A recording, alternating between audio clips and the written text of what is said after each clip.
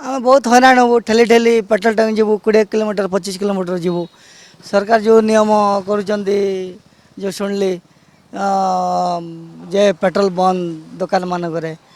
आम आम मैंने पब्लिक मैंने बहुत सफर हबू मालकानगिरी सेमती जे पेट्रोल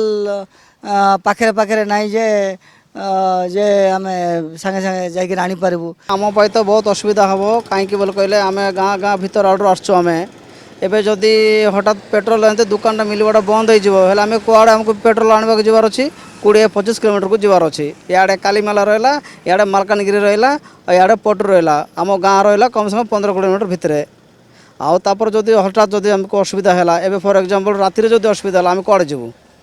आमको दुकान मिलले आमको टिके सुविधा होची आम बहुत हैरान हबू ठेली ठेली पेट्रोल टैंक जीवु 20 किलोमीटर 25 किलोमीटर जीवु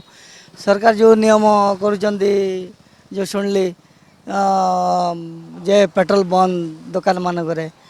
आम आम मैंने पब्लिक मैंने बहुत सफर हबू मालकानगिरी सेमती जे पेट्रोल पाखे पाखे ना जे आम सागे सागे जाकि आनीपारू आम तो बहुत असुविधा हम कहीं बोल कहले आम गाँ गाँ भर आड़ आसचु आम एवं जदि हठात पेट्रोल एमती दुकान मिलवाटा बंद होल आम कड़े आमको पेट्रोल आने जबार अच्छी 20-25 किलोमीटर को जबार अच्छी इे कालीमेला रहा इे मालकानगिरी रहा इे पटू रहा आम गाँ रहा कम से कम 15 किलोमीटर भितर आउर जदि हठात जदि आमको असुविधा है एवं फॉर एग्जांपल राति जदि असुविधा है आम कड़े जीवु आमको दुकान मिलले आमको टिके सुविधा होची।